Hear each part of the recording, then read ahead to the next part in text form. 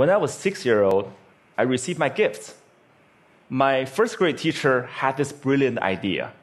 She wanted us to experience receiving gifts, but also learning the virtue of complimenting each other. So she had all of us come to the front of the classroom, and she bought all of us gifts and stacked them in the corner. And she said, why don't we just stand here and compliment each other? If you hear your name called, go and pick up your gifts and sit down.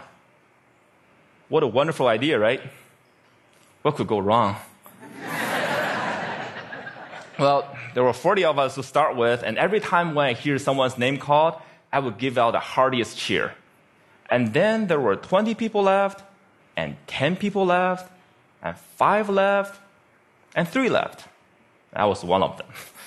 And the compliments stopped. Well, at that moment, I was crying, and the teacher was freaking out. And she was like, hey, would anyone say anything nice about these people? No one? Okay, why don't you go get your gift and sit down, so behave next year, someone might say something nice about you. Well, as I'm describing this to you, you probably know I remember this really well. But I don't know who felt worse that day. Was that me or the teacher? She must realize that she turned a team building event into a public roast for 3 6-year-olds. And without the humor, when you see people get roasted on TV, it was funny. There was nothing funny about that day. So that was one version of me, and I would die to avoid being in that situation again, to get rejected in public again. That's one version. Then fast forward 8 years, Bill Gates came to my hometown, Beijing, China, to speak, and I saw his message. I fell in love with that guy. I thought, wow, I know what I want to do now. That night, I wrote a letter to my family telling them by age 25, I will build the biggest company in the world. And that company will buy Microsoft. I totally embraced this idea of conquering the world, domination, right? And I didn't make this up. I did write that letter. And here it is. You don't have to read this through. And this is also bad handwriting, but I did highlight some keywords. You get the idea. So that was another version of me wanting to conquer the world. Well, then 2 years later, I was presented with the opportunity to come to the United States. I jumped on it. And because that was where Bill Gates lived, right? So I thought that was the start of my entrepreneur journey. Then fast forward another 14 years, I was 30. Nope, I didn't build that company. I didn't even start. I was actually a marketing manager for a Fortune 500 company. And I felt I was stuck. I was stagnant. Why is that? Where is that 14-year-old who wrote that letter? It's not because he didn't try. It's because every time I had a new idea, every time I wanted to try something new, even at work, I wanted to make a proposal, I wanted to speak up in front of people in a group, I felt there was this constant battle between the 14-year-old and the 6-year-old. One wanted to conquer the world, make a difference. Another was afraid of rejection. And every time, that 6-year-old won. And this fear even persisted after I started my own company. I mean, I started my own company when I was 30. If you want to be Bill Gates, you got to start sooner or later, right? When I was an entrepreneur, I was presented with an investment opportunity. And then I was turned down. And that rejection hurt me.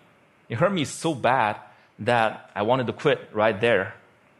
But then I thought, hey, would Bill Gates quit after a simple investment rejection? Would any successful entrepreneur quit like that? No way. And this is where it clicked for me. Okay, I can build a better company, I can build a better team or better product, but one thing for sure, I gotta be a better leader. I gotta be a better person. I cannot let that 6-year-old keep dictating my life anymore. I have to put him back to his place. So this is where I went online and looked for help. Google was my friend. I searched, how do I overcome the fear of rejection? I came up with a bunch of psychology articles about where the fear and pain are coming from. Then I came up with a bunch of rah-rah inspirational articles about, don't take it personally, just overcome it. Who doesn't know that? But why was I still so scared? Then I found this website by luck. It's called rejectiontherapy.com. Rejection therapy was this game invented by this Canadian entrepreneur. His name is Jason Comley. And it's basically the idea is for 30 days, you go out and look for rejection. And every day get rejected at something, and by the end, you desensitize yourself from the pain. And I love that idea. I said, you know what, I'm going to do this, and I'll film myself getting rejected 100 days. And I came up with my own rejection ideas, and I'll make a video blog out of it. And so here's what I did. This is what the blog looked like. Day one. Borrow $100 from stranger. So this is where I went to where I was working. I came downstairs and saw this big guy sitting behind the desk. You know, he looked like a security guard. So I just approached him, and I was just walking, and that was the longest walk in my life. I just hair at the back of my neck standing up. I was sweating, and my heart was pounding. And I got there and said, hey, sir, can I borrow $100 from you? And he looked up, he's like, no. Why? And I said, no, I'm sorry. Then I turned around and just ran. I felt so embarrassed. But because I filmed myself, so that night I was watching myself getting rejected, I just saw how scared I was. I looked like this kid in Sixth Sense. I saw dead people. But then I saw this guy, he wasn't that menacing. He was a chubby, lovable guy, you know. And he even asked me why. In fact, he invited me to explain myself. I could have said many things. I could have explained, I could have negotiated. I didn't do any of that. All I did was run. I felt, wow, this is like a microcosm of my life. Every time I feel the slightest rejection, I would just run as fast as I could. And you know what? The next day, no matter what happens, I'm not going to run. I'll stay engaged. Day 2, request a burger refill. This is where I finished, went to a burger joint, I finished lunch, and I went to the cashier and said, hey, can I get a burger refill? And he was all confused. I was like, what's a burger refill? I said, well, just like a drink refill, but what's a burger? And he said, sorry, we don't do burger refill, man. So this is where rejection happened. I could have run, but I stayed. I said, well, I love your burger, I love your joint, and if you guys do burger refill, I would love you guys more. And he said, well, okay, I'll tell my manager about it. Well, maybe we'll do it, but sorry, we can't do this today. Then I left. And by the way, I don't think they ever done burger refill. I think they're still there. But the life and death feeling I was feeling the first time was no longer there, just because I stayed engaged, because I didn't run. I said, wow, great, I'm already learning things. Great. And then day 3, getting Olympic donuts. This is where my life was turned upside down. I went to a Krispy Kreme. It's a donut shop mainly in the southeastern part of the United States. I'm sure they have some here too. And I went in and said, can you make me donuts that look like Olympic symbols? Basically, you interlink 5 donuts together. I mean, there's no way they could say yes, right? The donut maker took me so seriously. So she put out a paper, started jotting down the colors and the rings. And it's like, how could we make this? And then 15 minutes later, she came out with a box that looked like Olympic rings. And I was so touched. And I just couldn't believe it. And that video got over 5 million views on YouTube. The world couldn't believe that either. And, because of that, I was on in newspapers and talk shows and everything. And I became famous. A lot of people started writing emails to me and saying, what you're doing is awesome. But fame and notoriety did not do anything to me. What I really want to do was learn and to change myself. So I turned the rest of my 100 days of rejection into this playground, into this research project. I wanted to learn, see what I can learn. And then I learned a lot of things. I discovered so many secrets. For example, I found if I just don't run, if I got rejected, I could actually turn a no into a yes. And the magic word is why. So one day, I went to a stranger's house, I had this flower in my hand, and I said, knock on the door, I said, hey, can I plant this flower in your backyard? And he said, no. But before he could leave, I said, hey, can I know why? And he said, well, I have this dog that would dig up anything I put in the backyard. I don't want to waste your flower. If you don't do this, go across the street and talk to Connie. She loves flowers. So that's what I did. I went across and knocked on Connie's door, and she was so happy to see me. And then half an hour later, there's this flower in Connie's backyard. I'm sure it looks better now. But had I left after the initial rejection, I would have thought, well, it's because the guy didn't trust me. It's because I was crazy, because I didn't dress up well, I didn't look good. It was none of those. It was because what I offered did not fit what he wanted. And he trusted me enough to offer me a referral, using sales term. I converted that referral.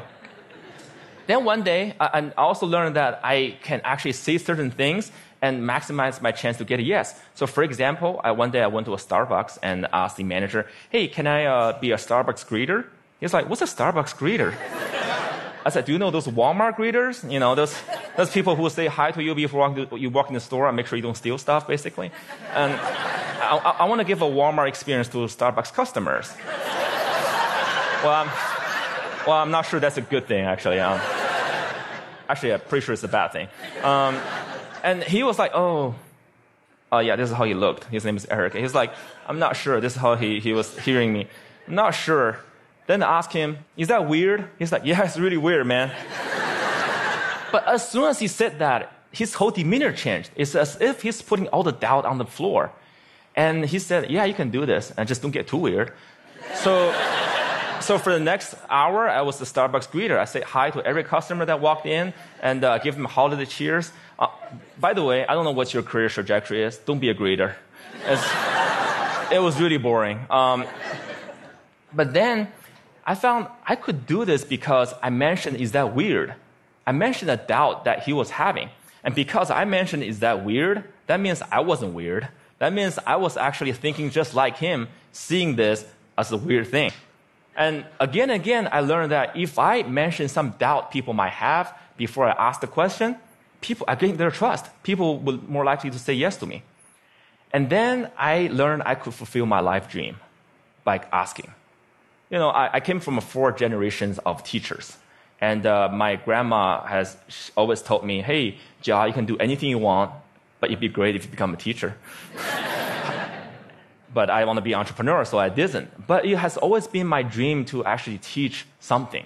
So I said, what if I just ask and teach a college class? So I lived in Austin at the time, so I went to University of Texas in Austin, knocked on professors' doors and said, can I teach your class? I didn't get anywhere the first couple times. But because I didn't run, I kept doing it. And on the 3rd try, the professor was very impressed. It's like, no one has done this before. And I came in prepared with the PowerPoints and my lesson. It's like, well, I can use this. Well, when you come back in 2 months, I'll fit you in my curriculum. And 2 months later, I was teaching a class. This is me. You probably can't see this. It's a bad picture. You know, sometimes you get rejected by lighting, you know. But when I finished teaching that class, I walked out crying because I thought I could just fulfill my life dream just by simply asking. I used to think I have to accomplish all these things, I have to be a great entrepreneur or get a PhD to teach. But no, I just asked and I could teach. And in that picture, which you can't see, I quoted Martin Luther King Jr. Why? Because in my research, I found the people who really changed the world, who changed the way we live and the way we think, are the people who were met with initial and often violent rejections. People like Martin Luther King Jr., like Mahatma Gandhi, Nelson Mandela, or even Jesus Christ. These people did not let rejection define them. They let their own reaction after rejection define themselves. And they embrace rejection. And we don't have to be those people to learn about rejection. And in my case, rejection was my curse, was my boogeyman. It has bothered me my whole life because I was running away from it. Then I started embracing it. I turned that into the biggest gift in my life. I started teaching people how to turn rejections into opportunities. I used my blog, I used my talk, I used the book I just published, and I'm even building technology to help people overcome their fear of rejection. when you get rejected in life, when you are facing the next obstacle or next failure, consider the possibilities. Don't run. If you just embrace them, they might become your gifts as well. Thank you.